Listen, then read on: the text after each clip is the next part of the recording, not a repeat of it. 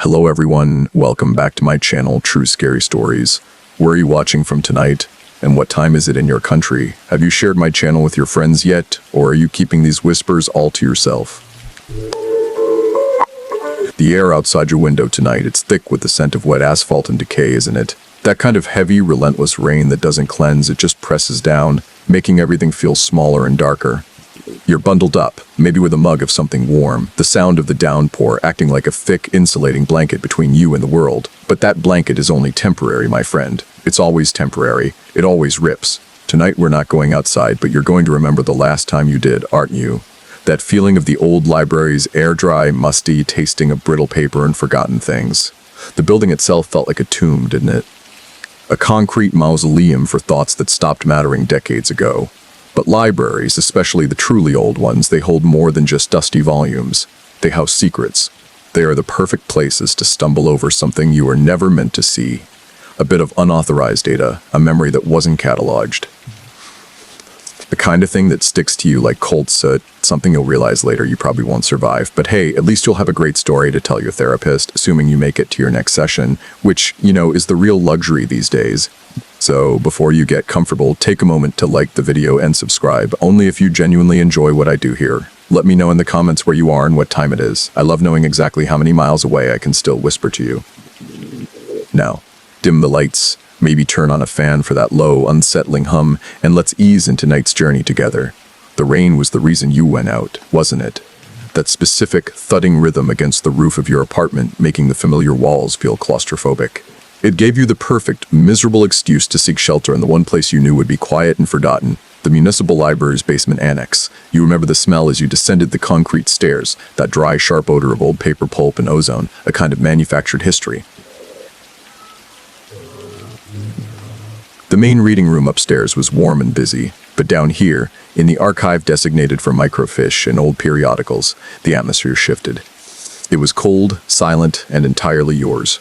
You told yourself you were looking for historical newspaper clippings for a project you probably never finish, but you knew the truth. You were looking for silence, and maybe, just maybe, something lost. The fluorescent lights down there buzzed with a sound almost too high-pitched for the human ear. A frantic, desperate little insect noise that seemed to be warning you away. But you pressed on, drawn to the oldest, dustiest section, the shelf designated with a handwritten card that simply read, Miss Keep Archive. The microfiche readers were monuments to technological obsolescence, gray plastic beasts with screens that held the ghost glow of a million lost documents. You ran your finger along the shelf. It was packed tight with plastic boxes, most of them unmarked, or labeled with cryptic internal numbering systems that meant nothing to you. That's a curious thing about libraries, They organize the whole world for you, except for the things they really don't want you to find. Historians still argue whether the destruction of the Library of Alexandria was a single catastrophic event, or a slow political decay. But honestly, the truly terrifying thought is that sometimes the most important knowledge is simply misplaced, filed under MISKI, and left to rot in the quiet. Your fingers, cold from the basement air, finally brushed against something that felt different. It was a standard VHS box, but unlike the others which were brittle and yellowed, this one was heavy, dense, almost like it was packed with lead. The label slot was entirely empty, a blank white strip glaring back at you under the sickly light. The tape itself, when you slid it out, was jet black, the plastic shell smooth, clean, and utterly featureless. No molded logos, no manufacturer stamp, just a perfect black rectangular void. You felt a prickle of satisfaction. This was it. This was the silent, unauthorized thing you were looking for. Of course, the rational part of your brain told you it was probably just 90 minutes of someone's forgotten wedding reception, or maybe a tape of badly dubbed morning cartoons. But the irrational part, the part that was currently being soothed by the oppressive rain and the deep library quiet, knew better. You tucked the tape into your jacket, the weight of it surprisingly comforting against your chest. The rain outside hadn't let up. It sounded like a million tiny drums beating on the glass entrance doors as you walked out, the only person leaving a library after hours. As you hurried home, dodging puddles, you realized something deeply unsettling about your find. If a tape is truly unmarked, how did it end up filed so specifically in the MISKI tape archive slot? Was it the absence of a mark that cataloged it, or was the original mark deliberately erased? Sometimes when an item has no owner, it's not because it was lost, but because it was intentionally abandoned, like a bad memory you throw into the void hoping it won't be seen again. It makes you think about how we try to contain things. like the mainstream scary fact that early in the 20th century, certain mental hospitals used to have massive, uncatalogued archives of patient correspondence and medical recordings, some on early forms of magnetic tape that were often destroyed or left to decay in basements. Imagine the psychic residue on those recordings, the sheer terror captured on an antiquated spool, just sitting there. You found something like that, didn't you? A forgotten artifact of someone else's quiet, documented suffering. You're walking faster now, the weight of the tape feeling heavier, almost demanding attention. You pass a shuttered storefront. Why did the VCR suddenly come to mind? You don't own one. No one does anymore. They were relegated to the Museum of Obsolete Tech years ago. Yet the thought of playing this tape became an imperative the moment you touched it. Maybe you were thinking of those old horror tales, the ones where the ghost is bound to an object. It's an obscure or fringe horror tidbit, but there's a historical superstition, particularly in certain Eastern European folklores, about book ghosts or literary poltergeists. These are not ghosts of people, but of texts or stories so powerful, so filled with human malice or grief, that they bind themselves to the medium, a specific book, a scroll, or perhaps a video cassette. They don't just haunt a place, they haunt the information itself. That's why the ghost refused to go to the afterlife. He said, "I'm not a fan of commitment, and I heard the rent is abysmal. Maybe you'll use that line for your channel sometime." You chuckle slightly, but the sound feels thin against the rain. It's hard to find humor in this situation, but you try. The kind of dry, eerie wit that reminds you you're still breathing, still capable of ironic detachment. Speaking of detachment, you realize you've been so focused on the source of the tape that you haven't considered the implications of having it. You're now a person with an unmarked, mysterious horror artifact. You cross the street, narrowly avoiding a splash from a passing car. You can't wait to get home. You need to see what's on this thing. You need to know if this is the beginning of a fascinating mystery or the end of your sanity. Probably both. What do you call a librarian who practices taxidermy? A document stuffer. You find yourself smiling. It's a horrible joke, but you think about how appropriate it is. The library, a stuffer of documents, and now you, stuffing this small black void into your jacket pocket. The irony is probably lost on the book ghost currently residing inside it, but you appreciate the little things.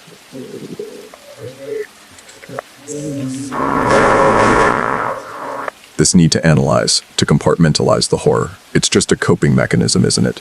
A way to keep the lid on the creeping cold knowledge that you might have just invited something terrible home. The journey home felt longer than the journey out. You felt every raindrop, every gust of wind, amplifying the tension between the damp, dark outside world and the supposedly safe, dry interior you were heading toward. You tried to tell yourself it was just the excitement of a rare find, the thrill of the strange. But deep down, you knew the moment you picked up that tape, you had entered a transactional agreement.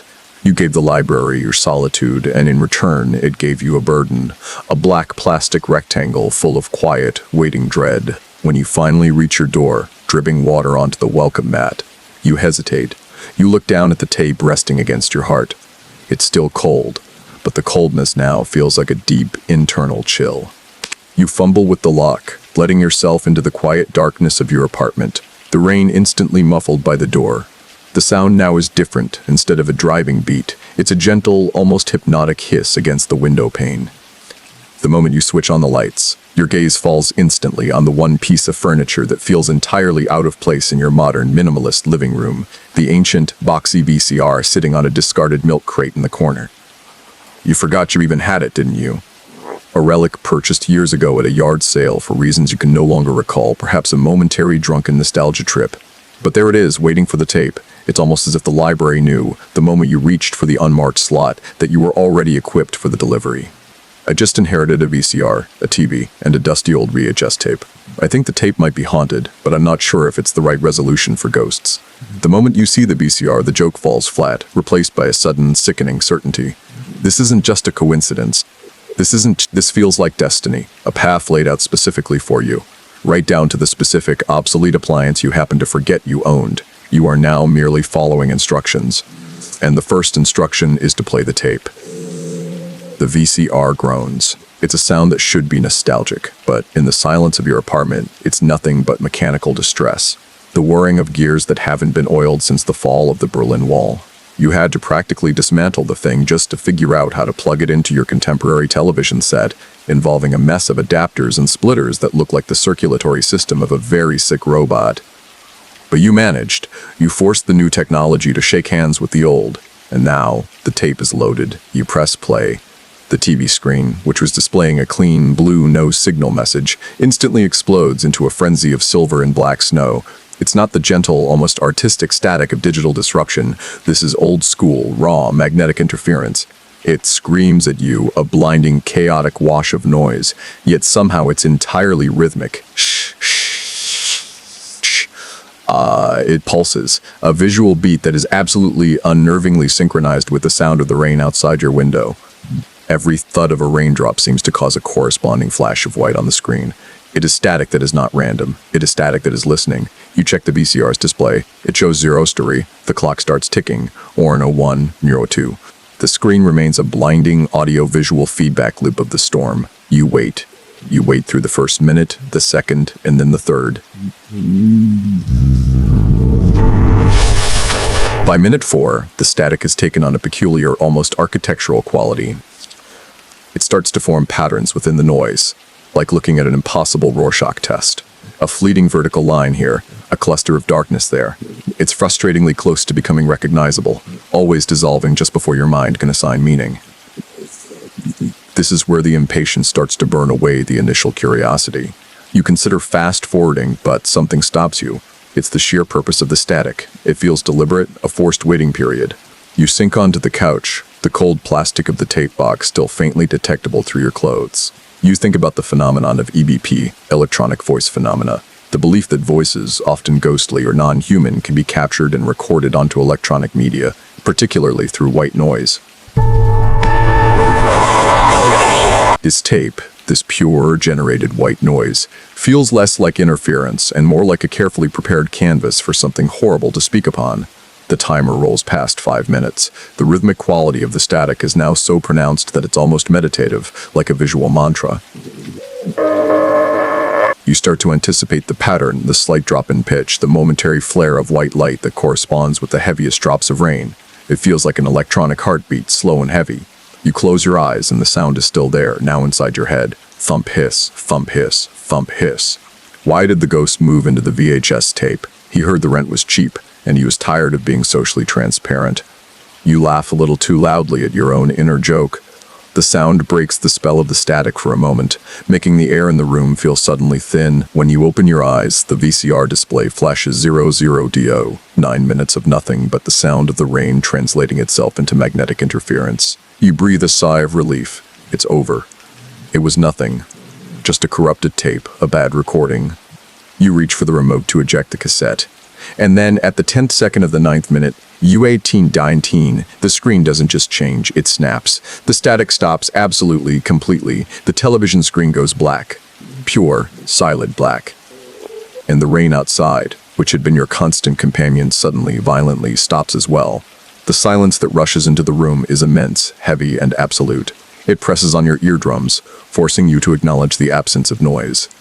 The VCR display ticks one more second, new with the 911, and then you hear it. It's a voice, not through the speakers, not yet, but from inside the VCR itself. A faint, low, guttural click, followed by a sound that is impossible to place, the sound of wet, ragged cloth being dragged across dry marble. And then a sound that is definitely and unequivocally a breath. A human breath, deep and shuddering. The speakers finally activate, emitting a sound so low, so distorted, that you feel it more than you hear it. It's the deep, almost subaudible hum of something massive beginning to move. And then a whisper. The whisper is ragged, distorted by the magnetic imperfections of the old tape, but it is clear enough to understand. It is a single, chilling word. You, just that. You, it's intimate, accusing, and utterly unexpected. You jump, knocking the warm mug onto the floor, the ceramic cracking on the hardwood. You don't even look at the mess. Your eyes are locked on the black screen. The voice continues, still a whisper, but gaining a strange digital resonance. It's male, rough, and speaks with a maddeningly slow cadence, dragging each syllable out like thread pulled from old cotton. You brought me home, it's an accusation. You think about the 9 minutes of rhythmic static. Researchers disagree on whether the physical deterioration of archival magnetic tape is a purely chemical process, or if environmental factors, like ambient humidity, accelerate degradation exponentially. But looking at the screen now, you wonder if the static wasn't degradation at all, but a process of formation, the voice slowly using the magnetic grid of the tape to build a bridge into your apartment.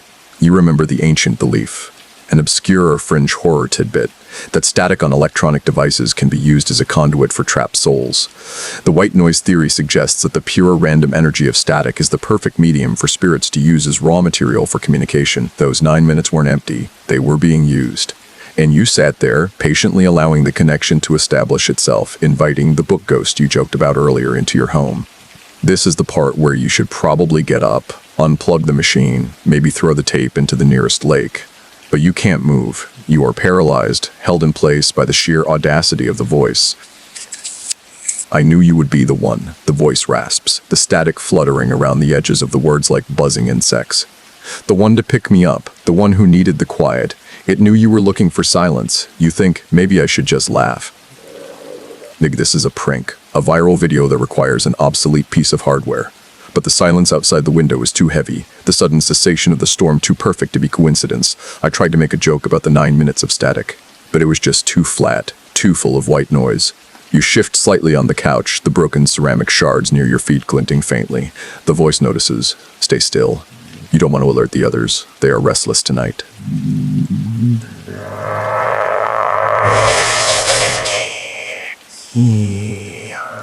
Just the voice, the silence, and the awful thick air. The voice begins to speak faster, detailing its history, its purpose. It's an information dump, but delivered with the cadence of a lullaby. It talks about observation, about seeing you long before you saw it. I have been waiting for someone to retrieve the correct vessel. Did you know, the most terrifying thing about the history of true crime is that many of the most prolific serial killers like Ted Bundy began their careers by studying and imitating the failures of others. That's the mainstream scary fact here. They learned from the archive. I too learned from the archive, but I learned about you. The voice sounds almost proud, chillingly academic. It continues, lowering in pitch, becoming a soft, wet sound like something being dragged through mud. You smell like rain and dry paper. A lovely combination. Do you remember what you had for dinner last Tuesday? I do. You burned the edges of the toast, always distracted, always looking for the next dark corner to explore. You are frozen. How could it know that? You haven't mentioned that detail to anyone. You barely remember it yourself. The VCR sits there, an inanimate plastic box, yet it is currently spewing forth secrets it has no right to possess. Now, let's talk about that moment in the library, when you almost grabbed the tape next to me, the one marked MTR 1978. You hesitated. Why? You do remember hesitating. You remember seeing that labeled box and feeling a slight revulsion, an instinctual pull away from something that was too clearly marked, too easily traceable. You wanted the blank space. You wanted the void, and the void is what you got. I tried to tell the VCR a funny story, but it kept trying to record over me. It said my material was highly reusable for terror. The screen remains black, the voice a chilling monologue directed only at you. Authened and APS. It is no longer static. It is a communication, precise and targeted, using the magnetic residue of old technology to peel away your layers of privacy. You realize the tape wasn't an artifact you found. It was a message specifically delivered to the one person who would ignore the warnings of the label and choose the hidden slot instead. You chose the black box, and now the black box is choosing you. The immediate familiarity of the voice is what chills you to the core. It hasn't introduced itself, hasn't offered a name or a history, not yet, but the way it speaks the next sentence, the sheer, crushing intimacy of the tone, is paralyzing. You always did prefer the sound of rain over the sound of your own heartbeat, didn't you, little light? That phrase, little light, only one person, your grandmother, used to call you that. A pet name whispered to you when you were small and afraid of the dark, a phrase you haven't heard, haven't even thought about in well over 2 decades. It was a secret word, a comfort, known only to you and the person who uttered it. And now it is being delivered from a broken, static-haunted tape, amplified by a dusty VCR that should have been retired long ago. The voice is still distorted, layered with the hiss of magnetic damage, but the inflection, the slow, almost musical way it curls around the syllables of little light is unmistakable. It's an auditory ghost of someone you loved. You clutch the edge of the couch, your knuckles white. White, this is beyond prank, beyond coincidence, beyond even the scope of the library's forgotten archives. This is deeply personal. It's designed to dismantle your sense of security, to make the room you're sitting in feel alien. You begin to rationalize. Maybe the name was common. Maybe your grandmother used it often, but you know she didn't. It was a private exchange, a quiet ceremony only the two of you shared before bedtime. The voice seems to sense your internal struggle, the quick scramble to find a logical escape route. It pauses, allowing the silence to stretch, vast and suffocating before speaking again. She always worried about your tendency to wander off, even as a child. Remember that one time at the carnival, she was frantic. You just stood still, watching the Ferris wheel, completely lost in the noise and the lights. You didn't even notice her calling your name. The carnival. You do remember that.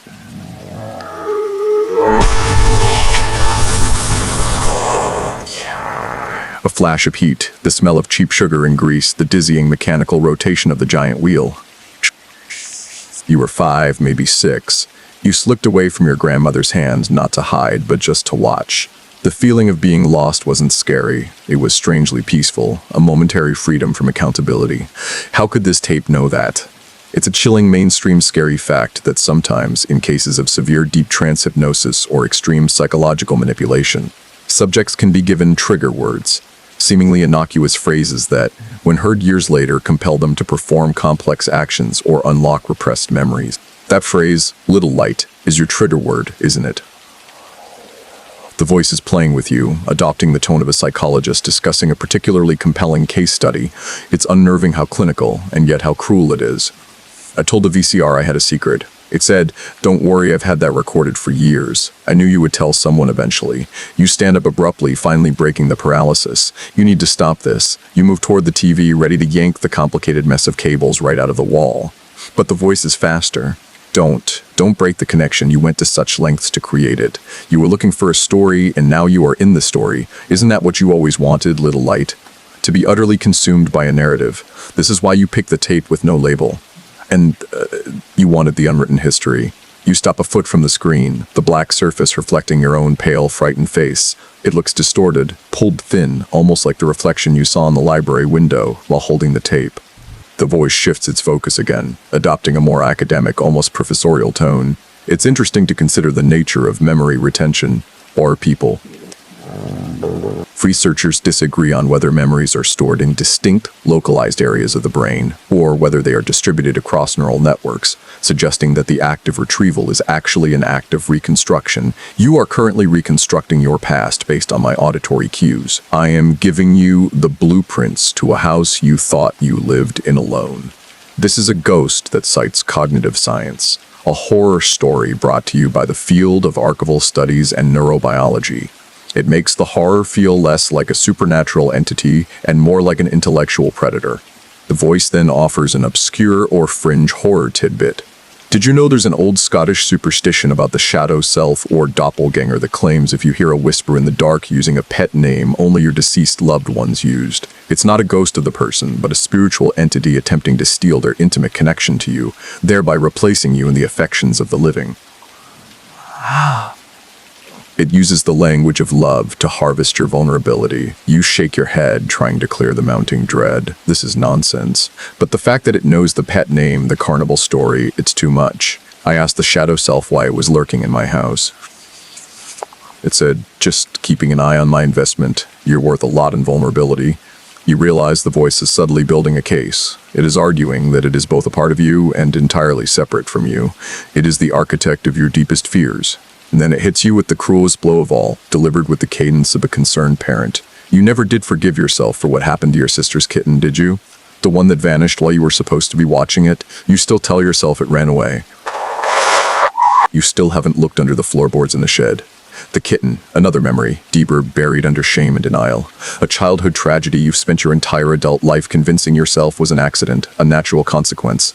The floorboards in the shed. You haven't thought of that old dark space in years. A cold wave washes over you. This voice isn't just reciting facts, it's presenting evidence of your deepest, most private failures, using the language of those who loved you most. The tape has become a mirror, but one that only reflects the things you are too afraid to look at. You step back, finally, putting distance between yourself and the flickering black screen. You notice the coffee stain on the floor. It looks like a distorted human face, staring up in mute horror. You can almost hear your grandmother's voice again, a phantom echo around the phrase, "little light." But the tape's voice is the dominant one now, overriding the memory, replacing comfort with a calculated threat. Don't worry about the kitten, we'll get to that. First, we need to discuss your location. The voice shifts, becoming crisp, metallic, and suddenly very, very close, as if it is no longer emanating from the speakers but from the air vent right next to you. You feel safe here, don't you? In this little box you call home. You chose it for its thick walls, its quiet distance from the street, its solid foundation. A perfect little fortress. But tell me, how well do you truly know the person who designed this space? The person who set the plans, who poured the concrete, who calculated the exact angles of the corners? This is the next piece of the puzzle, the next turn in the labyrinth. The voice is moving from the psychological attack to the physical, making you question the very architecture of your refuge. Why did the demolition crew refuse to knock down the haunted house? On Demacia, Bistigay, often it said the building inspector was too rigid and didn't have the proper permitting for a spectral structure. The dark humor is a nervous tick now, a way to keep the fear from collapsing in on itself. But the voice is too intent, too serious. It's building up to something crucial, something foundational. The tape found in the library, the personal trigger word, the forgotten kitten, it's all prologue. Now the terror is about to become spatial. It's about to become architectural. And you are standing right in the middle of the blueprint. The sheer absurdity of a voice on a mysterious VCR tape questioning the structural integrity of your apartment is exactly what makes it terrifying. You are being interrogated by an inanimate object about the basic physical reality of your home. You wait, breath held, for the next inevitable revelation. The voice on the tape is no longer a whisper. It is a drone, a monotonous, deep resonance that sounds like it's being run through concrete. It has adopted the rhythm of a contractor's report, chillingly devoid of emotion yet utterly confident in its claim. The angles of this room are perfect, aren't they? Every corner precisely 90 degrees. You selected this apartment, this floor plan, for its sense of order. The illusion of predictable safety. You chose it for the distance between your bedroom and the main hallway, a small, subtle buffer zone. But you didn't look at the blueprints. You never look at the blueprints. You instinctively glance at the ceiling, then the floor. The voice is claiming intimate knowledge of the very shell you inhabit. I designed the buffer zone. I calculated the precise length of the conduit required to run the wires into the forgotten space behind the central heating unit.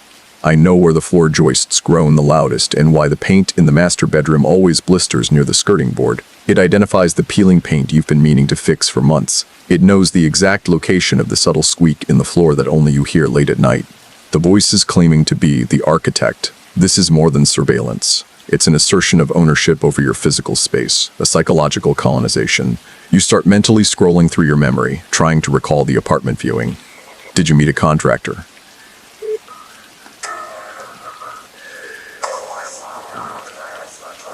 Just a realtor who spoke in vague terms about period charm and excellent bones.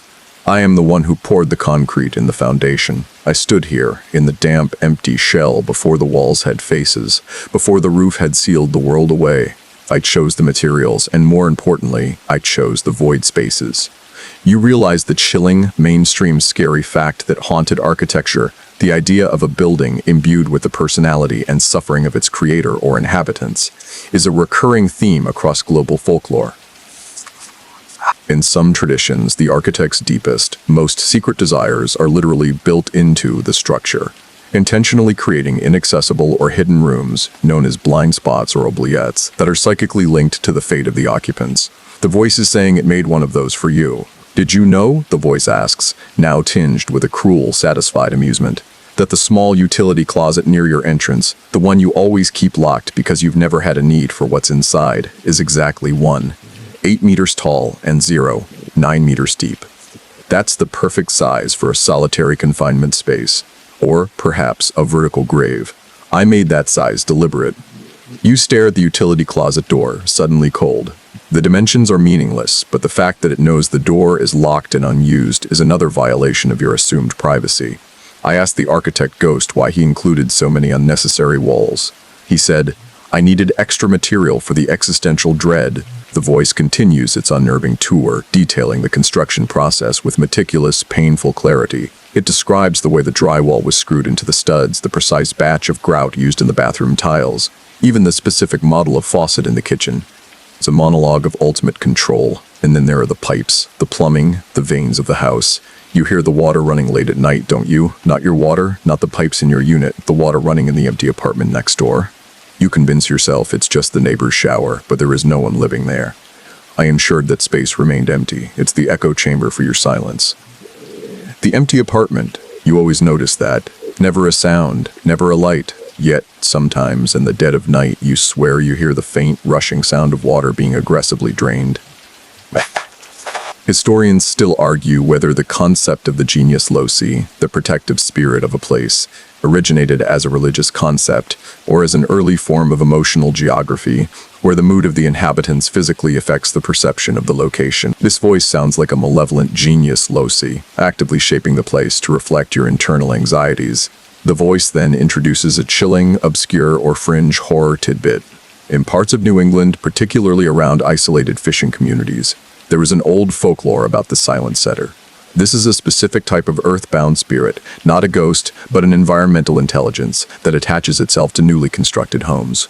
Its entire purpose is to subtly rearrange the physical dimensions of the house over time, shifting door frames by millimeters, slightly tilting floors, ensuring that the occupants are never truly comfortable, feeling perpetually off balance. It is the spirit of slow architectural madness. You look at the picture hanging on your wall, the one you keep having to straighten because it always seems to drift crookedly over the course of a few days. You always blamed the building settling, now you wonder if something is deliberately moving it.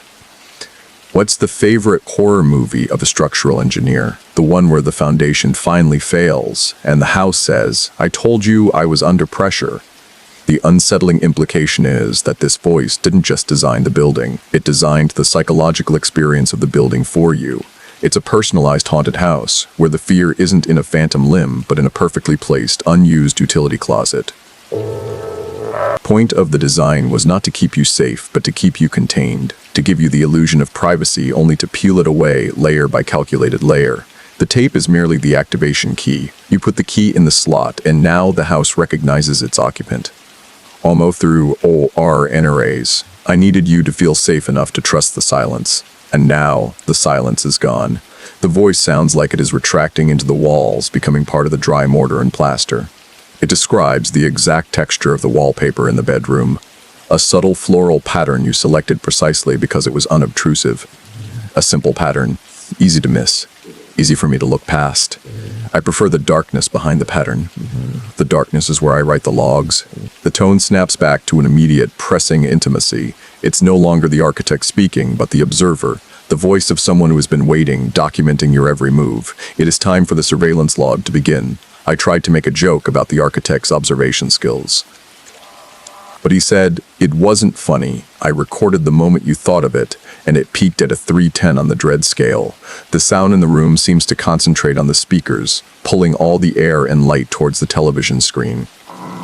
The voice is now ready to prove its claim, not through blueprints, but through the detailed, terrifying, and utterly mundane facts of your last 24 hours. You brace yourself, knowing that the structural details were merely preparation for the final, crushing blow, the annihilation of your personal solitude. You realize that the unmarked tape wasn't an archaeological find, it was a diary, and you were the only subject. The architect has finished explaining the cage. Now, the observer will explain the capture. The tone has shifted again.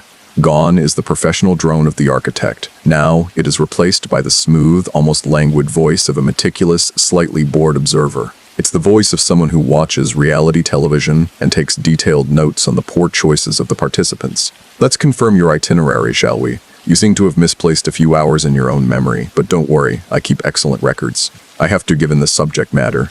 You are, after all, my magnum opus of the mundane. The VCR whirs faintly, a sound like a tiny, hungry insect. The screen remains utterly black, but the voice is now delivering a torrent of precise, irrefutable data points. Yesterday, 10:47 a.m. You stopped mid-sentence while reading an email and stared at the coffee ring stain on your wooden desk for exactly 34 seconds. You were thinking about how it looked like a tiny, brown-rimmed planet. You decided not to clean it up. The thought was, I'll wait until it reminds me of something specific. Your breath hitches. You had forgotten that moment entirely. It was a fleeting, pointless bit of internal meandering, yet here it is, transcribed and archived. 12,003 p.m. You decided against calling your friend Sarah, who you haven't spoken to in 3 weeks, because you realized the only reason you wanted to call was to fill the silence. You ate half a bag of stale potato chips instead, standing over the sink. You felt a brief flash of shame about the chips, but quickly dismissed it by focusing on the texture of the porcelain. The specificity is nauseating. The shame, the porcelain, it's the interior monologue, the micro decisions you make when you think you are absolutely and perfectly alone. 4:16 p.m. You went to the window, pulled the curtain back just slightly, a gesture of approximately 5 centimeters, and looked at the tree across the street. Not the tree itself, but the way the late afternoon light hit the single dying branch on the left side. You spent 45 seconds comparing the dead branch to your own career trajectory. You smiled when you decided the branch had more potential. You feel a wave of physical sickness. That was a moment of absolute private despair and dark humor, a joke only you made in the vast, empty space of your own mind. Yet, the voice heard it. The camera must be small, it must be tiny, but where? The wall, the ceiling, the smoke detector. You scan the room frantically, but the voice chastises you instantly. Don't bother looking. Don't bother look. The installation is flawless. Remember, I am the architect. I built the blind spots. The surveillance isn't optical, little light. It's acoustic, primarily. I listen to the frequencies of your solitude.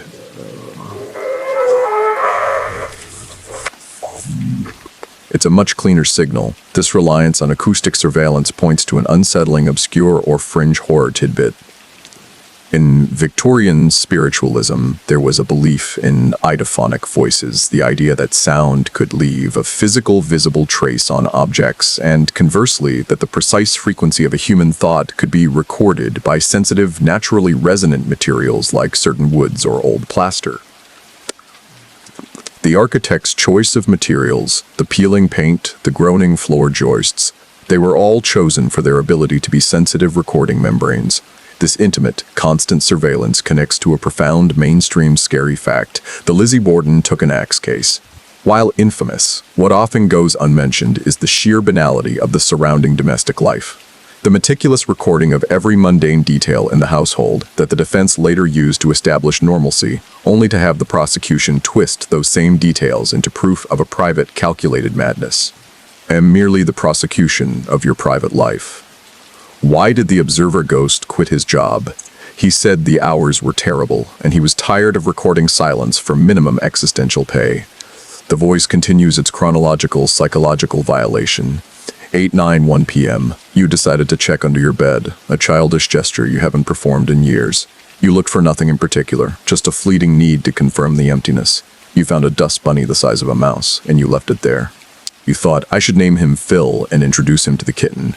You stagger back against the wall, the kitten memory from Section 3 suddenly flooding back, sharp and painful. The voice is weaving everything together, the guilt, the solitude, the architecture, the forgotten memories. The logbook is not just recording, it's contextualizing your fear. And then, of course, the journey to the library, 10:15 p.m. You stopped at the intersection near the old gas station.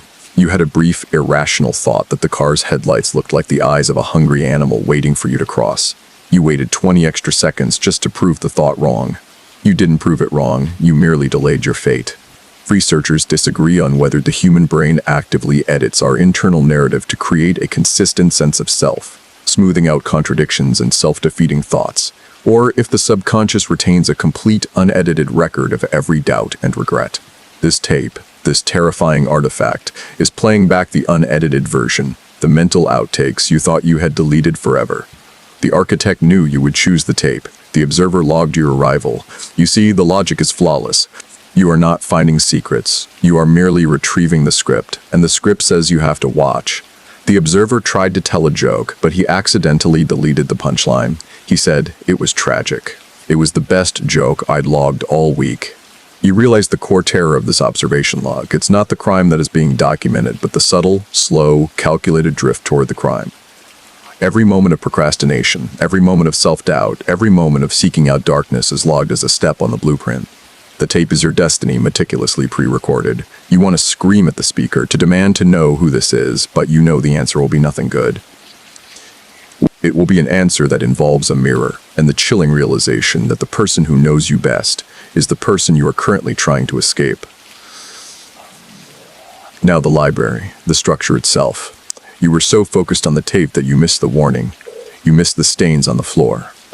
The library has been trying to tell you its history, but you were too busy looking in the archives for what was lost, instead of looking at the walls for what was left. The voice suddenly softens, almost becoming sympathetic, which is somehow worse than the clinical detachment.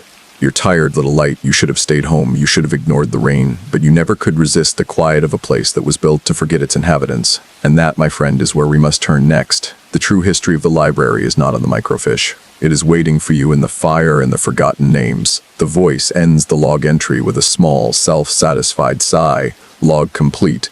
Begin historical cross-reference. Your mind is a dizzying kaleidoscope of past failures, private shames, and the disconcerting knowledge of your preference for stale chips. The observer's logbook has successfully shattered the illusion of your private inner life. Intrigueur, but now, the voice pivots, pulling you out of the intensely personal and into the cold, verifiable world of documented tragedy. Let's address your attempt at due diligence. You went to the library. The physical building.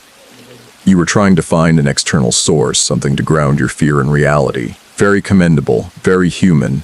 But you looked at the wrong files, didn't you? You looked for the tape's label rather than the library's history. The voice adopts a narrative quality, the sound of an old vinyl record telling a tragic ghost story. It's forcing you to look up the records you should have found but didn't. The building you entered, the municipal library you so casually navigated, was not its first iteration. The current structure, which I, the architect, know intimately, was completed in 1958. It replaced a much older building, a beautiful Grand Victorian structure, primarily constructed of wood and sandstone.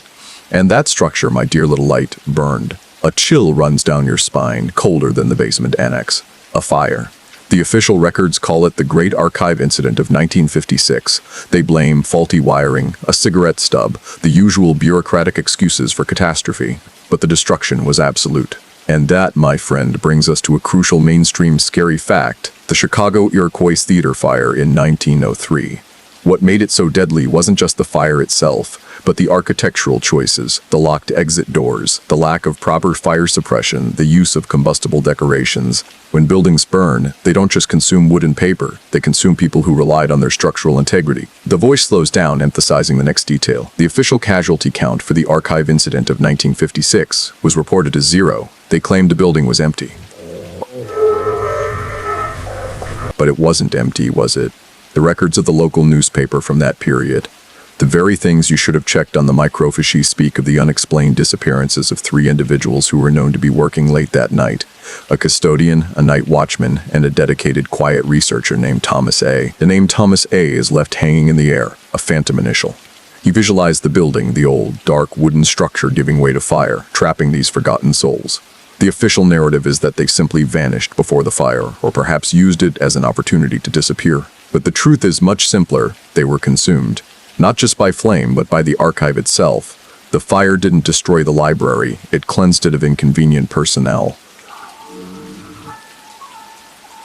The library you visited, the one with the quiet, dusty basement, was built on an ash heap, a site of documented, unsolved disappearances. Now here's the unsettling part, the obscure or fringe horror tidbit I promised you. Local police reports from the time of the new construction in 1958 mention a peculiar phenomenon: the recurring discovery of calcified, smooth stones found buried deep in the new foundation trenches. These weren't natural stones. They were described as having been deliberately smoothed by an unknown process, and, crucially, they were found in groups of 3.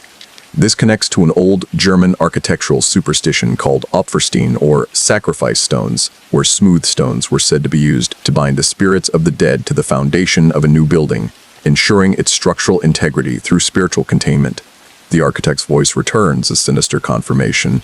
I ensured the foundation was strong. I was on site every day. The stones were relocated. They provide excellent spiritual mortar. This is the ultimate violation of space. The architect didn't just design your apartment. He participated in a decades-old ritual to bind the previous building's victims into the ground of the next. And you walked over that ground to retrieve the tape. I asked the sacrificial stones why they agreed to be part of the foundation. They whispered, "We wanted to see the house prices go up." You realize the profound implications. The entire area is saturated with lost history, with architectural malice. The architect's knowledge of your apartment isn't because he installed a camera. It's because he is the conduit to the deep history of the building site itself.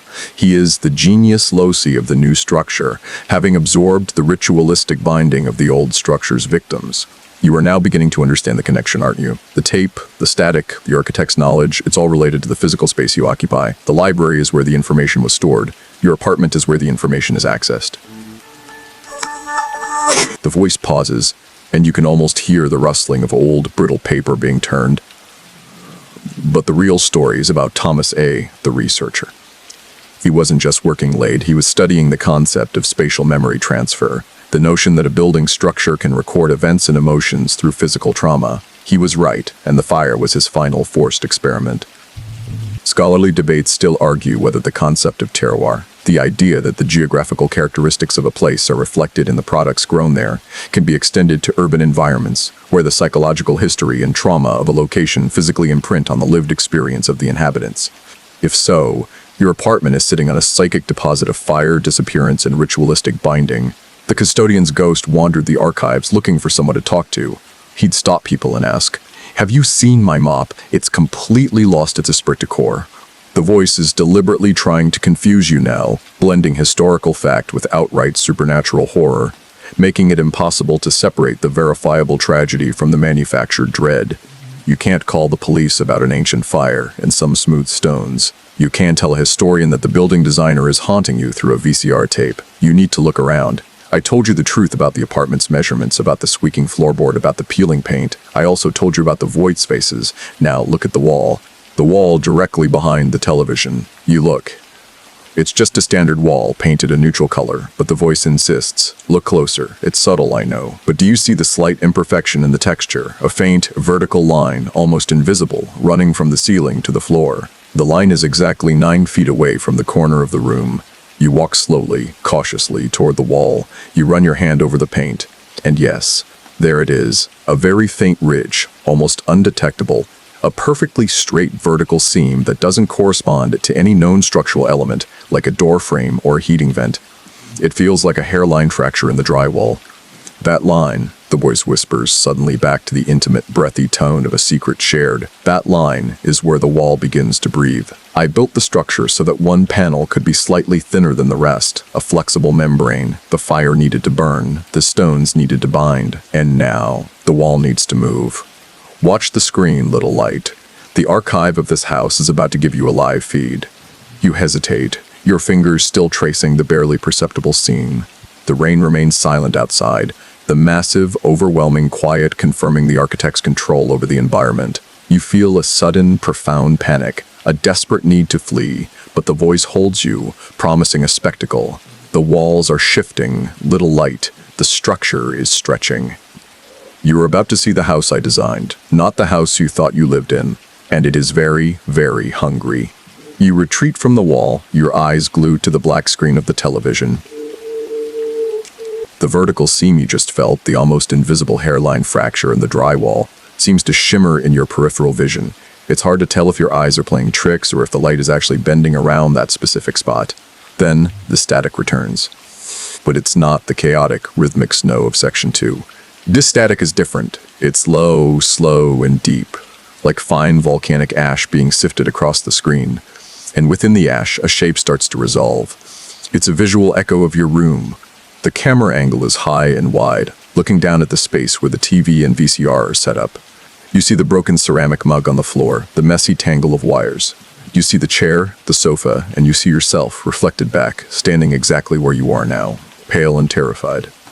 But the image is wrong. The wall behind you, the one with the subtle seam, is rippling. Not quickly, like a vibration, but slowly, profoundly, like heavy cloth submerged in water. It seems to inhale, pulling inwards, causing the reflection of your silhouette to stretch and blur, then exhale, pushing back out. The wall is breathing. The whole room is subtly, sickeningly expanding and contracting in time with the slow, sifting static on the screen. I told you I built a living structure, the voice murmurs, a low, wet sound that seems to emanate from the VCR's cooling fan. The materials remember the fire, they remember the binding. The wall is not static, it is a membrane. And you, little light, are currently standing inside the bellows.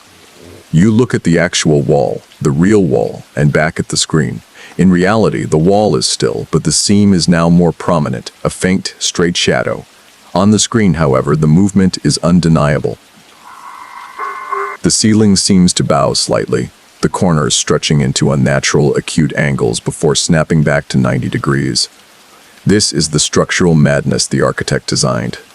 The video feed of the wall breathing is an unsettling, obscure, or fringe horror tidbit. This is a fringe occult belief, mostly documented in early 20th century writings on domestic magic, which posits that a building under intense emotional stress or trauma, like a major fire, or the ritualistic binding of spirits, will eventually exhibit physical instability, where the wood and plaster, driven by the contained psychic energy, will begin to move, stretch, and warp the geometry of the room, literally reflecting the psychological state of the place.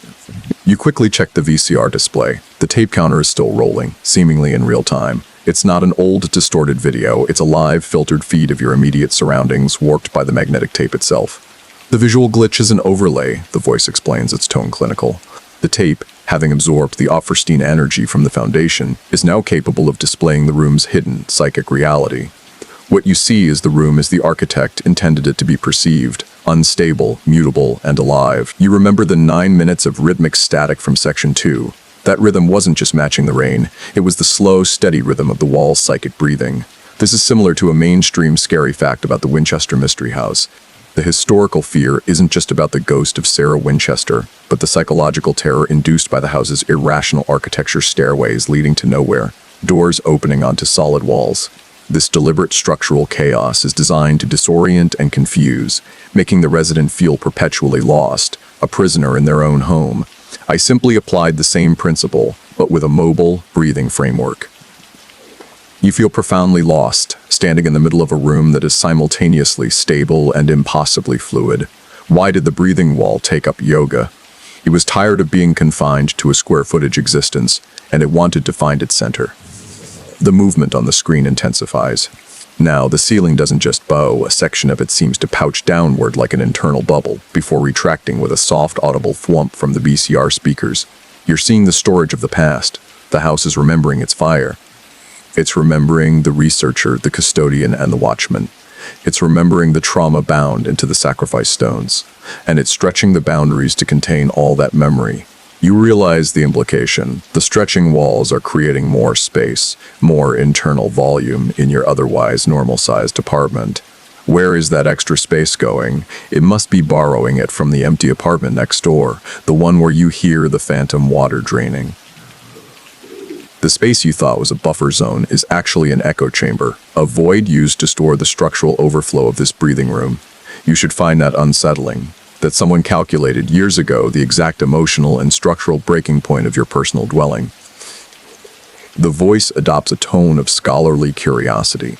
Historians still argue whether the Roman concept of insula, the multi-story apartment building, was designed primarily for efficient housing, or whether its inherent flimsiness and tendency to collapse were a socio-political tool to keep the lower classes in a state of perpetual uncertainty and fear. The architect's design is the modern psychological equivalent, a stable building designed to feel unstable.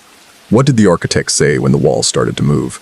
That's structurally unsound. Now, that's what I call a great design choice. You move to the window, needing to see the stable, fixed world outside, needing to confirm that the trees are still where they should be. But as you look at the glass, the reflection of the room is still shifting, and the rain, which has been silent since Section 2, begins again. Not the violent downpour, but a slow, heavy, dripping sound that seems to fall not on the glass, but directly onto the breathing wall. The voice laughs, a dry, brittle sound like breaking plaster. The wall is crying, little light. It knows what comes next. Now that the building has stretched its memory, it's time to confront yours. The trauma is waiting for you in the corner pocket of your own forgotten history. You look back at the screen. The image of your room is now so distorted that your own reflected face is stretched vertically, an elongated mask of terror, its eyes wide and black. The wall is retracting, the slow, sickening tension releasing. The architecture has done its part. It has given you the perfect staging area. Now the observer returns to the psychological domain you've been very good at forgetting, haven't you? Very good at locking the painful parts away. But the house doesn't forget. The foundation remembers the ritual. The walls remember the fire. Diaz and I, the tape, remember the trauma you refuse to acknowledge. The screen snaps back to pure black. The rhythmic static is gone. The sound is now a gentle, low hum, the noise of a tape slowing down, about to deliver the next, deeply personal payload. The architect's job is done. The observer is about to open the most heavily locked page of the logbook. The one that deals with the singular, traumatic event you've spent your entire life repressing. I told the VCR I was going to throw it out. It sighed and said, just like you threw out the memory of your first kiss. I knew you'd find a convenient spot for me. You stand there, exhausted, surrounded by the physical evidence of structural malice, waiting for the memory that has been actively hunted down by a voice on a tape. The wall behind you settles with a soft, final groan and the room feels strangely small again, the space having retracted its borrowed volume. It's time to face the thing you buried deepest inside. The tape hums, a sound that is now less mechanical and more organic, like a tired, persistent insect trapped in a hollow space. The black screen holds the image of your terrified reflection, frozen there, trapped in the magnetic residue of the tape. The voice returns, not as the architect, nor the clinical observer, but as an insidious therapist, coaxing a painful truth out of a reluctant patient. You've seen the house breathe. You've heard the walls remember. Now you must remember the self you locked away, the self that caused the damage. It's time for the oubliette of memory, little light. That singular, traumatic event you convinced yourself was a bad dream, a nightmare. It wasn't a dream, it was a failure of duty. The voice is speaking about the forgotten moment, the core trauma you successfully managed to wall off from your active consciousness. It's the origin point of your guilt, the foundation of your deep-seated belief that you are fundamentally flawed. We're going back to the summer heat. If you was in the smell of cut grass and ozone, you were 10 years old, and you were left in charge, just for an hour. Your parents were at the hospital checking on a relative. The details are unimportant. What matters is the trust, the immense, crushing weight of responsibility placed upon small shoulders. You try to push the memory back. Your head begins to pound, a frantic internal drumbeat matching the thumping rhythm of the wall's psychic breath from the last section. You don't want to go there. You've spent decades building walls thicker than the architect's breathing plaster to keep this exact moment sealed away. There was a sound, a crash from the basement, a heavy, terrifying thud that shook the entire house, and you, little light, you had one job: to go downstairs and check, to confirm the source of the noise, to be the adult. The memory flashes, the dusty stairs, the weak light bulb dangling on a frayed cord, the smell of damp earth and disuse. The terror of the moment was so absolute it instantly became a blank space in your brain, an act of self-imposed protective amnesia. But you didn't go. You ran, not out of the house but upstairs into your bedroom closet. You hid, small and shaking, listening to the silence that followed the crash. And in that silence, you convinced yourself that whatever happened, whatever broke, was already resolved, that the silence meant safety. You prioritized your own fear over your duty. The voice is relentless, describing the texture of the closet door, the smell of the old sweaters hanging around you. It knows the fear was physical, visceral, and then the final, crushing question delivered with a soft, accusatory sigh. Do you know what fell? Do you know what broke? 'Cause you stayed upstairs. It wasn't a shelf or a pipe or a piece of furniture. It was the jar, the heavy glass jar containing the ashes of your father's dog, the one he loved more than anything. The ashes spilled all over the basement floor. And when your parents came home, they found the mess. They found the broken glass and the scattered remains of their companion. And they looked at you, little light, and you said you hadn't heard a thing. You lied. The memory breaks through the wall of repression like a shattering pane of glass. The sheer, overwhelming wave of shame and sorrow is physically painful. The architect of your space is also the architect of your pain. This is the real mainstream scary fact. The psychological phenomenon known as the bystander effect, the failure to act in an emergency, often resulting from the diffusion of responsibility or the overwhelming paralysis of fear. The horror is not the jar breaking, but the complete, total failure of moral courage at a critical moment, and the subsequent lifetime of repression designed to absolve the self. I told the jar of ashes I was sorry. It said, "Don't worry, I'm just happy to finally get out and stretch my legs, even if they're covered in glass shards." The voice continues, its tone softening further, almost like an embrace. You felt shame, but you didn't feel the need to confess. You chose the comfort of denial. And denial requires architecture. It requires a place to hide the evidence. That closet, little light, that was your first oubliette. The house breathing in Section 7 was just a macro-scale reflection of that small, shuddering 10-year-old in the dark closet. The architect, the observer, the therapist, they all fuse into one malevolent entity. This is similar to an obscure or fringe horror tidbit found in some Appalachian folklore about the memory eater, a specific type of low-level spiritual parasite that doesn't feed on life force, but on repressed memory. It doesn't want you to remember the trauma. It wants you to maintain the denial. as the psychic energy required to actively suppress a core memory is an endless, renewable food source. When you ran from the sound, you created a perfect, lifelong dinner for it. You realize the tape is not forcing you to confess. It's forcing you to relive the pain, ensuring the memory remains fresh and active, the energy flowing freely. Researchers disagree on whether the process of repressing trauma is a successful, though painful, psychological defense mechanism that allows the individual to function, or if the energy required for that repression simply manifests as chronic, low-level anxiety and self-sabotage throughout adulthood. The voice on the tape is arguing for the latter, clearly enjoying the fallout. Why did the repressed memory never seek therapy? It was afraid of being integrated back into the narrative, ruining its comfortable dark hiding spot. The sheer cruelty of the tape's revelation is in its specificity and its timing. It waited until you were utterly vulnerable, alone in the breathing house, to deliver the one piece of information that strips away your adult composure. The kitten's fate, the carnival, the uncalled friend, it was all just paving the way for the broken jar. The 9 minutes of static at the beginning of the tape, you focused on the rhythmic noise, the visual patterns, but the tape was asking you to remember something else entirely. Something equally defined by 9 minutes of fear and confusion. And that little light is the next step in the script. The 9 minutes of magnetic snow were a clock, ticking down to a corresponding blank space in your adolescence. A blank space that is about to become painfully, frighteningly filled. The voice begins to fade, its final words a smooth, oily transition, pulling the narrative forward from the memory of the past to the memory that was entirely violently stolen. The kitten, the jar, the breathing wall, it all happened in a contained space. But the 9 minutes we will discuss next, that happened in the open. It happened when you were outside, alone, and completely, absolutely exposed. The voice has fallen silent, leaving the raw, exposed nerves of your revealed childhood trauma twitching in the immense silence of the room. You can practically feel the scattered dust of the dog's ashes clinging to the psychic walls of the apartment. But the tape doesn't allow for mourning or processing. It demands immediate, relentless progression. A new sound begins to emerge from the VCR speakers. It's a very high-pitched whine, like the sound of an old television turning on, but reversed, the high-frequency energy being slowly drawn out of the room. The black screen still reflects your face, but now a faint metallic green glow is emanating from the core of the image.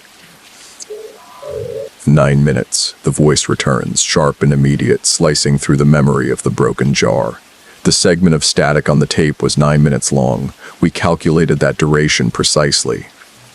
It was meant to align with the single, documented, and medically unexplained period of amnesia from your late adolescence. You remember that time. You were 17. You were walking home from a late class, a route you had taken hundreds of times. And then, nothing.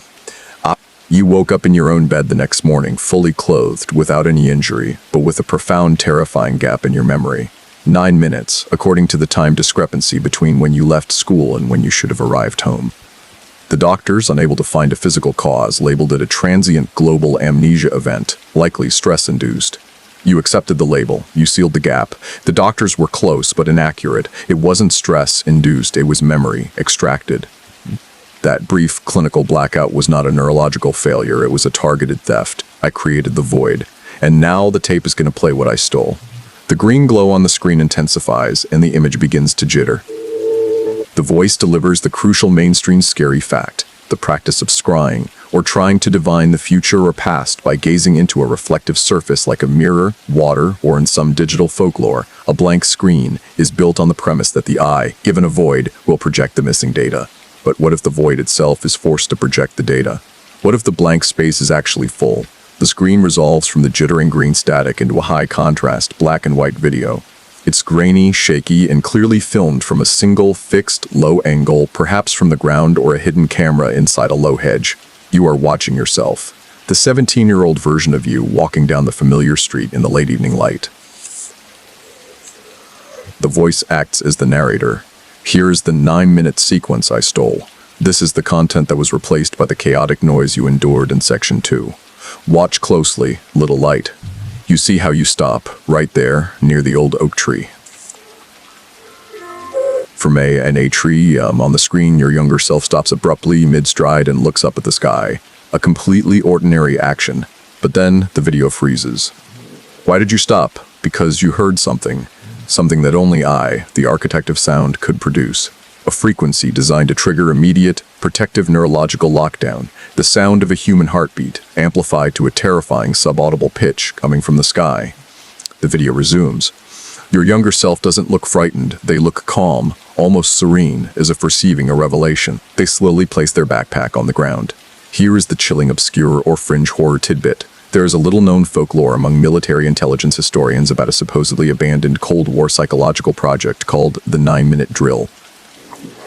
This project reportedly involved using ultra-low frequency sound waves to induce temporary non-damaging amnesia in subjects, making them forget brief, critical sequences of interaction. The project's goal was to create a perfectly reliable, living blank slate. Weiss is claiming to have used a highly classified, forgotten psychological warfare technique on you.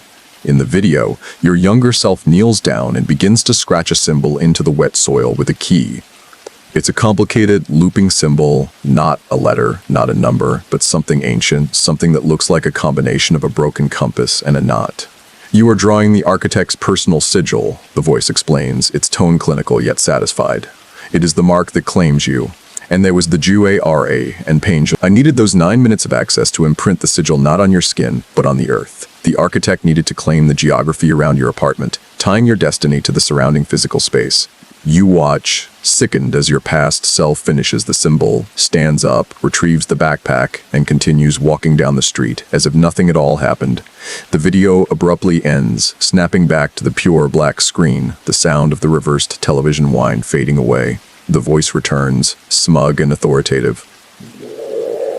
Scholarly debate continues on whether a person can commit a complex, deliberate action like drawing a detailed sigil while in a state of dissociative fugue or amnesia, or whether all such actions require some degree of conscious, if highly compartmentalized, instruction. The tape is suggesting that you, the victim, were the willing, albeit unaware, participant in your own capture. I asked the forgotten 9 minutes what they did on their vacation. They said, "We built a cult sigil, filed it under stress relief, and got back to being ignored." The terror of the 9 minutes is not the content, but the realization that your body was used as a puppet, an instrument of the architect, without your mind's permission. The tape found in the library was not the start of the interaction. It was the proof of a long-established physical contract signed by your adolescent amnesiac hands. The sigil is why the house breathes little light. The sigil is why the static was rhythmic. You and this house are now bound by the symbol you drew. The architect's work is complete, but the observer is still here, and I'm noticing a funny thing about my own voice. The voice pauses, and then slowly, chillingly, it begins to speak again. But the magnetic distortion, the guttural roughness is fading. The words are becoming clearer, smoother, higher in pitch. The voice you are hearing, the voice of the observer, the voice that knew the pet name, the kitten, the ashes, and the 9 stolen minutes. It's sounding a lot like yours, isn't it? The same subtle lilt at the end of a sentence, the same throat clearing before a key point. The exact pitch of your private self-doubt. What do you call a voice that sounds exactly like yours but is trapped in a VCR tape?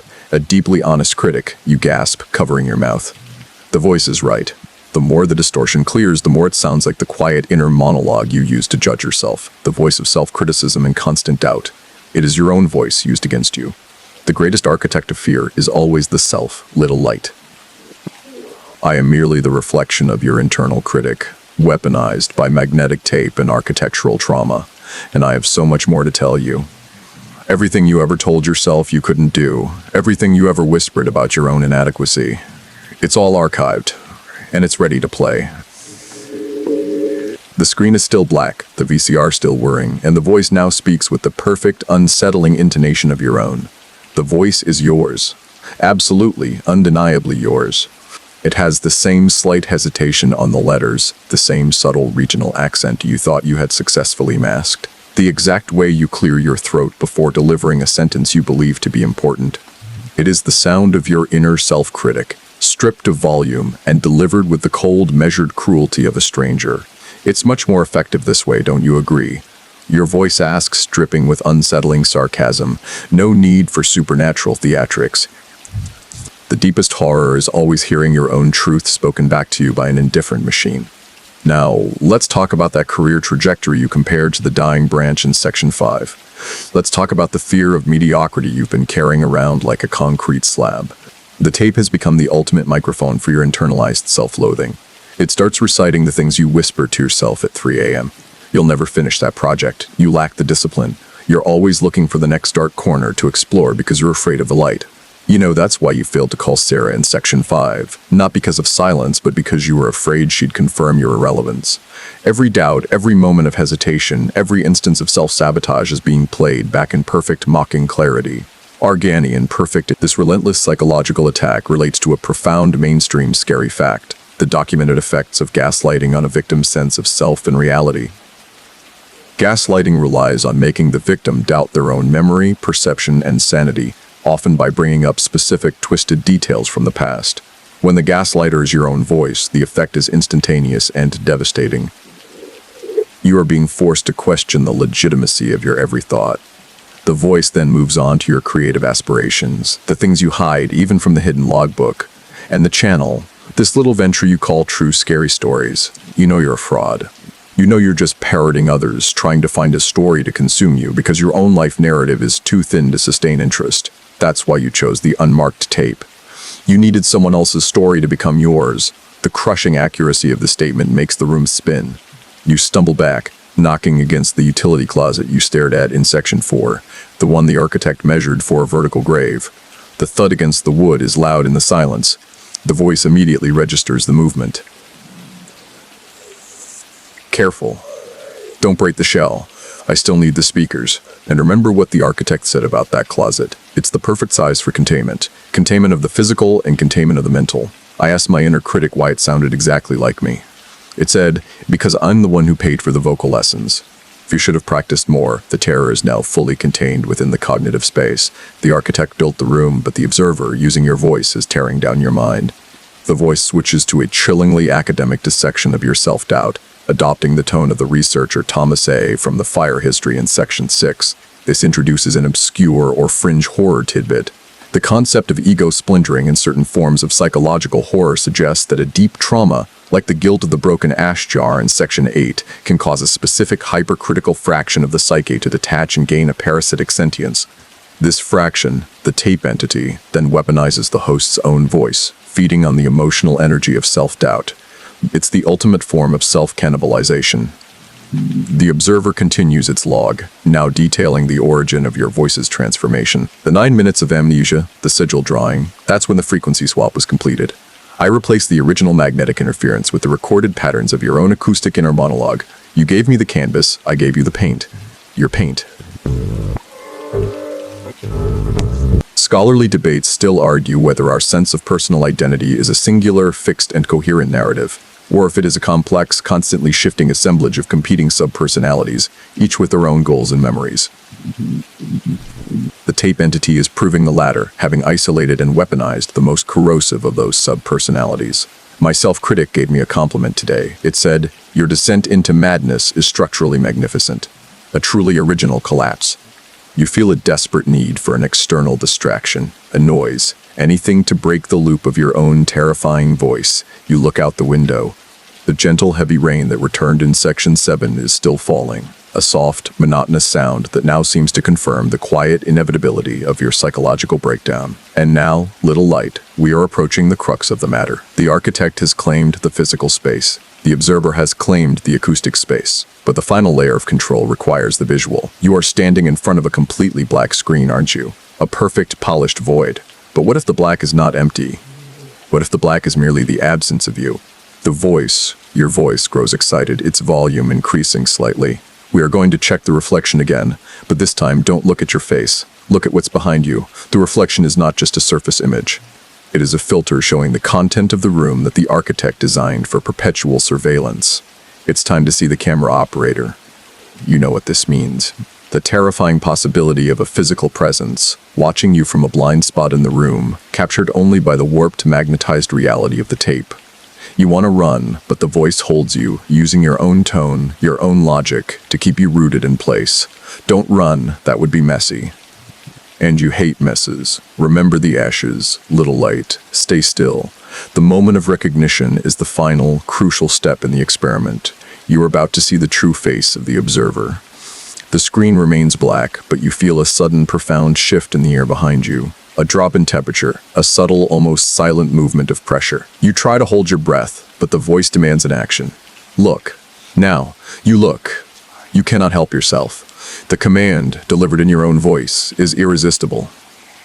Your eyes snap to the black, glass-like surface of the television screen.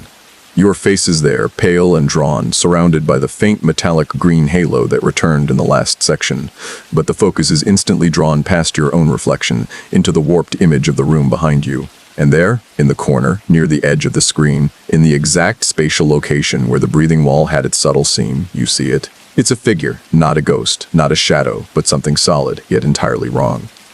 It's tall, unnaturally thin, and dressed in what looks like a heavy, dark oilskin coat that absorbs all the ambient light. Its head is tilted slightly, an impossible angle, and it is standing perfectly still. The most chilling detail, the one that makes the blood freeze in your veins, is its posture. It is leaning forward, its head cocked, its ear pressed directly against the wall.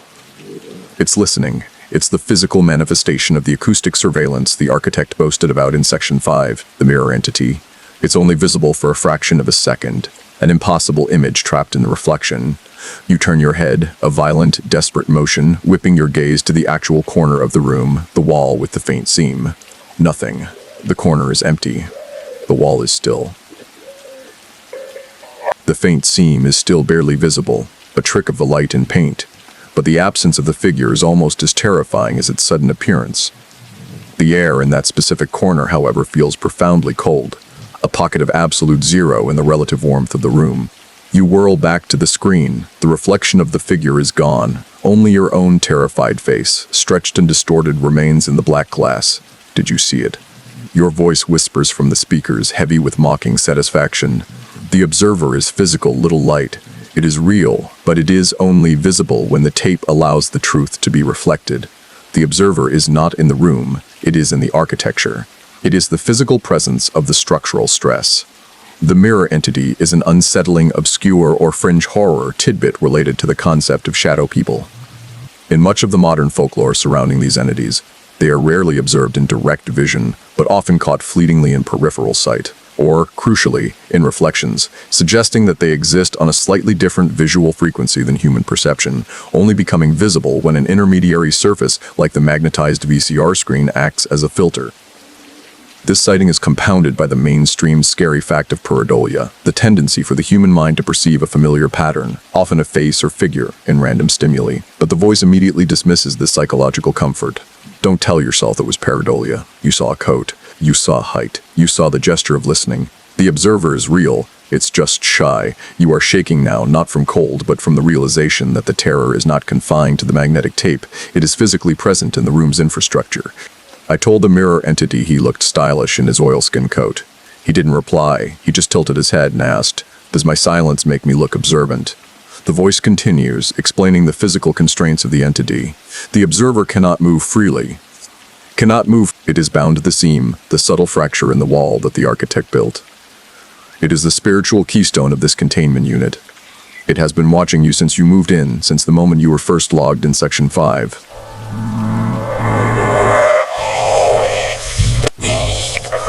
Researchers disagree on whether the feeling of being watched, even in solitude, is an evolutionary psychological remnant designed for self-preservation in the wild, or if the modern post-digital age feeling of surveillance is a learned anxiety based on media saturation. The tape entity doesn't care about the debate. It simply confirms the anxiety is real and justified. The entity, the observer, is a physical conduit. It is the entity responsible for the 9 minutes of amnesia, the one that used your younger self to draw the sigil in the earth in Section 9. It is the one that knows where the kitten's remains are hidden. It has been documenting your descent into fear from the beginning, but you've seen it now. The secret is out, and secrets once revealed have a tendency to spiral. The voice takes on a new, manic edge, a triumphant quality that suggests the final phase of the script is beginning. The fact that you saw the observer in the reflection means the magnetic interference of the tape has reached critical mass. The structure is weakening. And when the structure weakens, the memories overlap. The screen flickers wildly. The black and white image of your 17-year-old self from the amnesia tape in Section 9 momentarily flashes back, overlaid with a burst of static that sounds like a scream, and then vanishes. You've been here before, little light. This isn't your first viewing of the unmarked tape. You've found it, watched it, seen the observer, and forgotten the process. It's a loop. A beautiful, tragic cycle of self-discovery and mandatory amnesia. You just don't remember the previous runs. Why did the observer call the VCR tape an infinite loop? Because every time he finished watching it, he had to rewind and forget everything. The voice is now making the most frightening assertion that you are trapped in a self-repeating horror loop, doomed to find the tape, watch the logbook, and forget, only to start the process over again. The terror is eternal. It is the infinite recursion of your own worst discovery. And you are about to receive the proof, the infinite recursion. The concept settles on you with the crushing weight of preordained fate. You have found the tape before. You have watched the breathing walls. You have heard the voice. Your voice mock you with the kitten, the ashes, and the 9 stolen minutes. And every time you've hit the reset button. It's a beautiful design, isn't it? Your voice croons from the speakers, sounding deeply satisfied. The architect created the structure for perpetual containment. The observer logs the details, and the tape ensures the self-deletion. The loop is clean, seamless, and eternally frustrating for you, the viewer. The voice confirms the process. You finish the tape. You see the final frame. You see the final frame. The observer in the wall does the rest. It uses the residual magnetic energy of the tape to induce a final deep trance amnesia, tailored to erase the entire experience. You wake up the next day, the VCR is gone, the tape is back in the library, and you have a vague, unsettling memory of a terrible night's sleep. The library is very efficient at re-archiving its lost content. You remember the feeling the morning after the amnesia event in Section 9. A disorientation, a profound sense of missing time. The voice is claiming that you have experienced this profound disorientation multiple times before, only to forget the horrifying cause. This concept of a contained, self-repeating temporal horror is the central mainstream scary fact here, known in horror fiction as a temporal recursion or time trap. It removes agency entirely, turning the subject into a puppet in a cosmic, repeating play, unable to change the script, only to perform it again and again. The screen is still black, but the voice is now layered with a faint, buzzing echo, suggesting the overlap of previous viewings. You hear a ghost whisper underneath your own voice, repeating a fragment from Section 3, the one time at the carnival. A spectral echo of the last time the tape mocked you with that memory. You were so close last time, the voice whispers. You almost broke the cycle. You almost understood that the tape is not a recording of an event, but a recording of the loop. Every time you press play, you are adding another layer of memory to the magnetic spools. The voice then offers an unsettling, obscure, or fringe horror tidbit regarding this very phenomenon. In certain philosophical interpretations of the paranormal, particularly those dealing with the concept of imitation, it is proposed that a true spectral entity doesn't just mimic sound or sight, but attempts to replicate the life story of its host by forcing you into a continuous loop of finding and re-watching the tape. The entity is trying to replace your linear memory with its own cyclical one, turning you into a perpetually repeating, archived narrative. You realize the chilling, self-serving logic of the architect. The building was designed to contain a psychological process, and the tape is the key to maintaining that process indefinitely. Balamant. Researchers disagree on whether the human consciousness can perceive non-linear time, or whether, under extreme psychological duress, the brain can tap into a hidden capacity to register moments that have been officially erased from the temporal timeline. The faint buzzing echoes in the voice suggest your subconscious is currently fighting to retain the knowledge of the previous forgotten runs. I tried to make an escape plan from the time loop, but the tape said, "That's cute. I already archived that plan under failed attempts run 5. The voice knows your every move, every thought, because it has documented it not just once, but multiple, forgotten times. It knows exactly which joke you will make, which part of the wall you will stare at, and which memory will break you the fastest. This is not eternal imprisonment, little light. It is eternal performance. And the performance requires a final act. The cycle needs a momentary release. A safety valve, if you will. The architect built one into the final moment of the script. A small, simple act that, if performed correctly, breaks the magnetic resonance, on for one brief, glorious linear moment, stops the self-deletion protocol.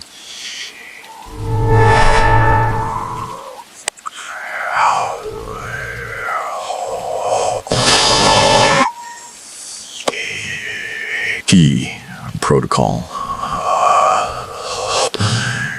Authoritative and utterly persuasive. The expressive. It is offering a way out, a chance to stop the loop, to break the magnetic hold of the tape and the structural hold of the observer in the wall. The key lies in the act of architectural defiance. You need to violate a core principle of the architect's design. I can tell you the steps, the specific action required, the single, terrifying, and seemingly nonsensical protocol. But you have to promise to perform it perfectly. Imperfect performance leads not to escape, but to an immediate permanent archival state. The final, terrifying challenge is laid out. A protocol of release, a single action to break the curse. You know this is the only chance you will ever have, even if the voice is lying. You have to take it. You have to escape the infinite loop of the tape. The scream remains black, waiting for your unspoken commitment. The only sound is your own voice, the chilling echo of your inner critic, waiting to explain the single terrifying step required to achieve release. You've agreed. I know you have. Your blood pressure spiked at the word escape. Your pupils dilated. The observer logged your acquiescence, just as it did the last 3 times you reached this point in the loop. The voice, your voice, is now a monotone, reciting instructions with the chilling precision of a mission brief. It doesn't sound like escape is guaranteed. It sounds like another phase of the experiment. The protocol of release is entirely dependent on violating the architect's primary law, the sanctity of the contained acoustic space. The house was designed to listen to your silence. To break the cycle, you must introduce a sound that is both structurally impossible and emotionally devastating. You lean closer to the speakers, desperate to memorize every syllable. The action is twofold. First, the physical requirement. You must acquire a heavy, flat object. The broken ceramic shard from the coffee mug in section 2 will suffice. Hold it tightly. You glance at the floor. The shards are still there, lying in the dark stain that looks like a distorted face. You kneel, wincing slightly as you pick up the largest piece, the jagged ceramic edge cool and sharp in your hand. Good. The physical component is ready. Now, the acoustic violation. You must go to the center of the largest room. That's your living room. Move now. The tension is rising. The observer in the wall is aware of your intent. You walk to the middle of the room, the piece of ceramic clutched tightly. You feel the cold spot near the wall, the presence of the observer, the tall, silent figure in the oilskin coat, its ear pressed to the plaster. The terrifying, seemingly nonsensical action is this. The voice lowers to a chilling, commanding whisper. You must hold the shard to your teeth, and you must produce the sound of a human heartbeat. Not your own. The beat must be produced by scraping the sharp ceramic edge against your teeth, slowly, rhythmically, for exactly 7 seconds. The sound must be acoustic, painful, and entirely self-inflicted. The action is repulsive, physically impossible without causing damage, and deeply unsettling. A self-inflicted rhythmic acoustic trauma, the heart of the architect's design was listening to your solitude. Now, you must use your own body to create a physically resonant, painful noise. When noun to all fire. This bizarre requirement relates to a core, obscure, or fringe horror tidbit, the concept of bone conduction resonance. In some forgotten occult practices, it was believed that the only way to communicate with a spirit bound to the stone or wood of a structure was by using the body's own bone structure as a tuning fork, creating a frequency that travels directly into the physical matrix of the house. The teeth and skull are the perfect conductor for this self-destructive bone-conducted signal. When the observer heard the sound of your heartbeat in section 2, it was through the frequency change in the magnetic tape. Now, you must make the observer hear your pain in its own physical domain. The sound will be so structurally and emotionally dissonant that it will temporarily break the magnetic bond of the tape. The voice reminds you of a key mainstream scary fact, the documented case of the Jonestown Massacre. It wasn't the act of mass suicide itself that was most chilling, but the infamous death tape, a recording of Jim Jones calmly directing the final, organized collapse of his community. The horror is in the voice of the conductor, calmly instructing his followers towards self-destruction. The tape is doing the same to you now. I told the VCR that biting a ceramic shard was a really bad idea. It replied, "Don't worry, pain is temporary. Archival status is eternal." You lift the shard, trembling, toward your mouth. The cold, sharp ceramic brushes against your front teeth. The voice is counting, urging you on. Now, 7 seconds, begin. You hesitate for a fraction of a second, but the thought of the loop, the eternal recurrence of this terror, compels you. You press the shard gently against the enamel, and you begin to scrape, slowly, rhythmically. Scree, scree. Scree. The sound is awful. It's a high-pitched metallic shriek magnified by the bone conduction through your skull. It feels like the sound is coming from inside your brain, reverberating through your eyes and ears. It is the sound of structural agony. Scholarly debates still argue whether the human capacity for self-inflicted pain is a perverse neurological malfunction, or whether it serves a deep evolutionary purpose as a method of regulating or overriding overwhelming emotional trauma. The tape is forcing you to find out. You scrape again, gritting your teeth, the taste of ceramic dust suddenly sharp on your tongue. Scree. At the 5th second, the light in the room begins to flicker violently. Not the gentle flicker of a faulty bulb, but a rapid seizure-inducing strobe. The sound from the speakers warps, becoming distorted, like the voice is being pulled apart by two opposing magnets. 6 almost, you are breaking it. No, stop this off. The voice is screaming now, no longer in your tone, but in a panicked, raw digital shriek. You force the final, rhythmic scrape. At the end of the 7th second, the lights snap back to normal. The voice in the speakers cuts off, completely, totally. The VCR whirs, the sound of the tape spooling to an abrupt, grinding halt. Silence. Absolute, terrifying silence. You drop the ceramic shard. It clatters on the floor. You stand there panting, the taste of ceramic and blood faintly metallic in your mouth. You did it. You broke the acoustic containment. The VCR display flashes a single unchanging sequence. Zero null. The timer is frozen. The tape is at its end. The voice is gone. The presence of the observer in the wall is gone. The profound, immense silence of the external world, the rain and the neighborhood noise is still absent, but the internal terror, the feeling of being watched, has lifted. You feel momentarily free, a terrifying, precarious freedom. The magnetic bond is broken. A final, faint, rasping whisper, now distinctly not your voice, emanates from the VCR. It is the raw digital voice of the observer, weakened, distant, and utterly defeated. The loop is fractured. The screen remains black. You have won the moment, but the tape is at its end. You brace yourself for the last thing the unmarked tape will show you. The final, terrifying image that confirms the end of the script, the end of the loop, and the end of your sanity. The silence is the thickest thing in the room. The Zerius Salvow's display of the VCR is a tombstone for the observer's monologue. You stand in the center of the room, still tasting the metallic ceramic dust from the ritual, waiting for the final image. You are certain that the visual will be the definitive proof of your escape, a final, terrifying stamp on the end of the script. The black screen does not snap or flash. It resolves slowly, gathering light from the ambient room, turning from matte black to a vibrant, disturbing display of color. Or it is an image, a photograph, a single, frozen, high-definition frame, and it is you. It's an image of your own face, taken in this very room, under this very lighting. It's an impossibly high-quality photograph, perfectly focused, a level of detail that the grainy video from Section 9 could never achieve. It captures every pore, every slight imperfection, every desperate tremor in your lower lip. But the most horrifying detail is the smile.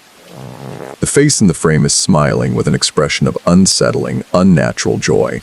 It is a look of absolute, ecstatic victory, utterly alien to the fear and exhaustion you currently feel. The observer's voice, which had been weakened and defeated in the last section, returns for a single, final, triumphant word, sounding like a digital whisper trapped between the spools of the cassette. This is the ultimate violation, the final mainstream scary fact, the concept of the last photograph. In historical true crime, there is often a chilling final photo taken by a perpetrator of their victim, a moment of documented control. This image, however, is not a document of your defeat. It is a document of your replacement. The person smiling in the picture is you, but it is the you that is fully surrendered to the horror, the self that has been completely subsumed by the ego splintering, the self that the observer always intended to become. You realize the chilling, obscure, or fringe horror tidbit of the final frame. In certain rituals for soul capture, the captured entity requires a host shell, a physical representation of the soul it intends to occupy. The observer you saw on the wall in Section 11, the entity of acoustic surveillance, is now using this perfect digital image of your ecstatic surrender as the final key. The protocol of release was not designed for your escape, it was designed for the observer's ingress. The self-inflicted pain was the final architectural violation, the required trauma to create the perfect breach. The smile is too much. It is the look of someone who has finally fully given up the struggle against the internal critic, someone who has embraced the dark, unending cycle. I looked at the final photo of myself. I thought, I should probably stop smiling like that. It's terrible for my branding. You hear the faint, sickening sound of the VCR tape physically ejecting itself.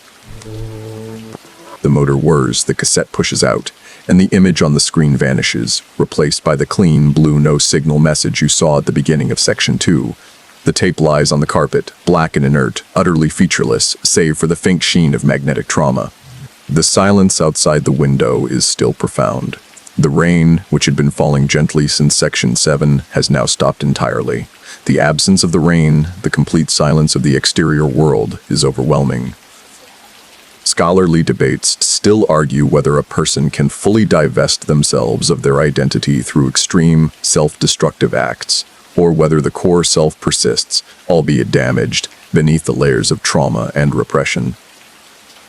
The tape is arguing that divestment is not only possible but required for the next phase of the loop. The self in the image has been fully divested of fear and doubt, replaced by a triumphant, grinning void. You slowly pick up the tape. It feels different now.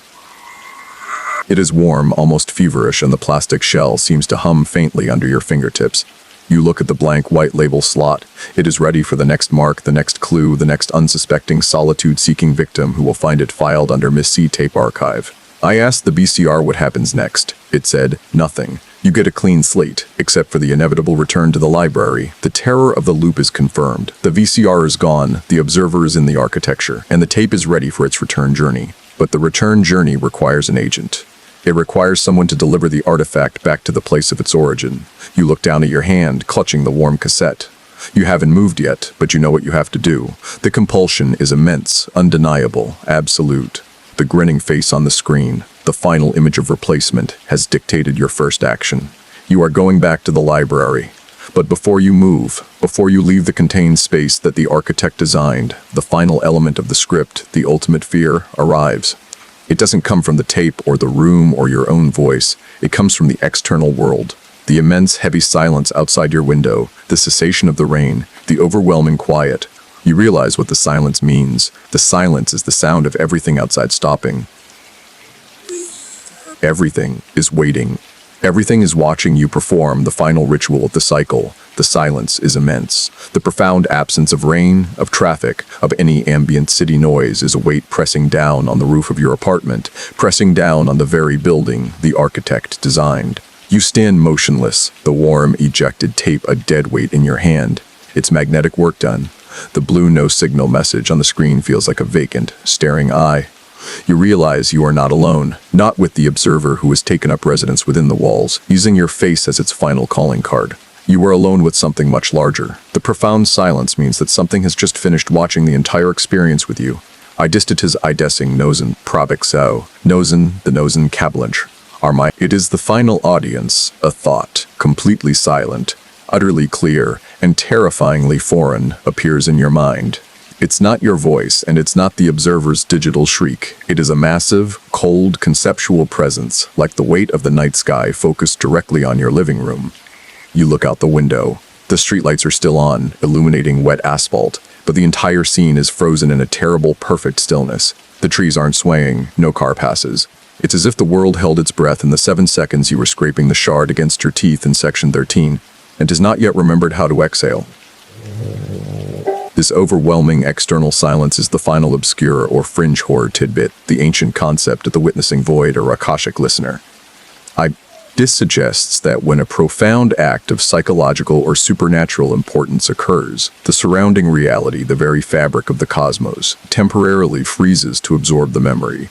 The total silence is the sound of the universe documenting your final collapse into the loop. It is the sound of the archive expanding. You feel a compulsion to move, to complete the cycle. You need to return the tape. You need to place it back in the forgotten microfiche slot in the library basement, ensuring the continuity of the loop, guaranteeing that the next version of you, the amnesiac self, will find it again. This mandatory cyclical behavior links to a powerful mainstream scary fact, the documented phenomenon of learned helplessness in psychological experiments, where a subject repeatedly exposed to inescapable negative stimuli eventually ceases all attempts to escape and even actively performs the actions required to maintain the negative cycle. You have reached that point. You are now the willing, amnesiac agent of your own eternal terror. I tried to ask the witnessing void if it enjoyed the script. It responded with a silence so profound, I immediately wrote it the check for $100. You take a step toward the door. The floorboard creaks loudly, the one the architect mentioned in Section 4. the one that groans the loudest. It's a sound of protest, or perhaps a sound of recognition. The house knows you are leaving, and it knows you will return, carrying the blank slate of a new amnesia.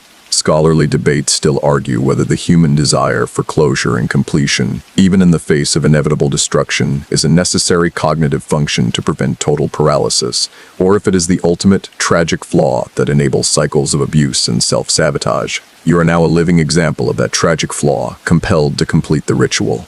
You reach the door. Your hand is already on the knob, turning it slowly. The silence outside is immense, waiting. The mirror entity, the observer, is silent within the walls, having successfully established its presence. The tape, warm with the memory of its recording, is ready to be re-archived. The only thing left is the walk home, the walk that will cleanse your mind and prepare the self-erasure. The walk that will erase the carnival, the kitten, the ashes, the breathing walls, the observer, and the chilling, self-mocking sound of your own voice. It will all be gone, replaced by a vague feeling of profound disorientation. You will be free, only to be captured again. The perfect, endless horror story. The doorknob is cool beneath your palm. You pause here in the doorway, caught between the contained terror of the house and the vast, watching silence of the world outside. The tape is light now, almost weightless, a plastic feather of oblivion. You don't need to hurry. The fear has passed, replaced by a strange, numb resignation. The edges of the room are softening, the harsh lines of the architect's design fading into the dim ambient light.